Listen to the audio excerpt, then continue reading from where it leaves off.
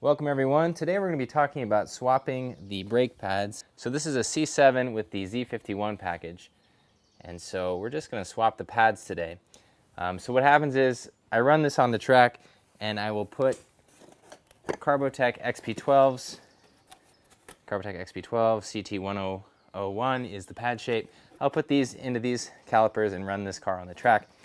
And then I'll swap back to a street pad. Now the problem is that this car came from the previous owner with ceramic pads, so I want to upgrade the pads to a more aggressive street pad. So one of my favorite aggressive street pads is actually the Stop Tech Sport Pad.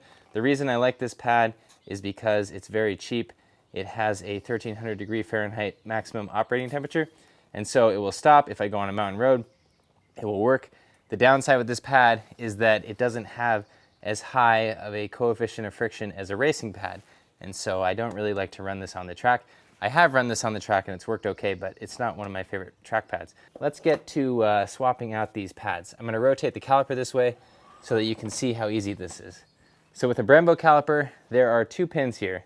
The first thing we're going to do is knock out one of these pins, remove this retaining clip, then we're going to expand the pads out, pushing the pistons back into the caliper, and then we're going to remove the other pin, and then we're going to slide the pads out. So the pin will just slide out. I'm going to push in on this clip and slide out my pin. That comes out. Then we can pull this clip out. The next thing that I'll do is I'll get the caliper spreader. This is a Lang caliper spreader. Okay, so once you feel the resistance, that means that everything is fully expanded. We'll go ahead and knock this lower pin out. And these pads will just slide up and out like that. And this should have come with a new clip and pins, but for some reason it didn't. So I'm going to want to clean these off and lube them before I put them back in. But these are the rear ones, and you can see that they did, in fact, include the new pins and other hardware. So it's kind of too bad that we didn't get that with these guys. Obviously extremely simple. The pad will just slide in like so and like so. So just like this. All right. And for the sake of speed of this video, I'm just going to install this. But what you do with these, of course, is clean them off and put some lube on them. I'm going to be going out to the track soon, so I'm going to have to swap this out anyways again. But first thing we're going to do is put the bottom one in. Okay, so the bottom one is in there. Now I'm going to take my retaining clip, put it in like this, bend it down, and then I get my second pin. We're going to tap this one in there. I'm going to bring the brake caliper, or brake rotor, back this way. I want to show you one more thing. So with the brake rotor, when do I replace it? Here's an example of when I will replace one of these rotors. This is off of a Shelby, and you can see that it has some pretty big cracks in it.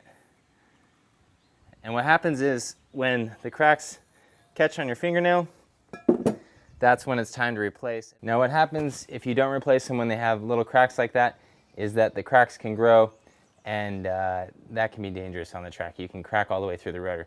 We don't want to do that. Now the stock C7 rotors came with cooling rings. They would go on like this and you would safety wire them in there, but you can see these new style rotors are closed off, so we don't have to worry about this anymore. So yeah, that's it. Basically, I'll run these pads on the street and then I'll swap over to my Carbotech XP12s when I go out to the track. And what I found with the XP12s is that they burn up really quick, and so I might try to run an endurance compound on this car. Because it's getting a little bit expensive. But yeah, that's it. That's all I got for you on the brakes. Very easy to upgrade your pads on this car. And of course, everyone is going to be doing something different with their car. If you're going to Cars and Coffee, not going out to the racetrack, you don't need to put this type of pad in your car.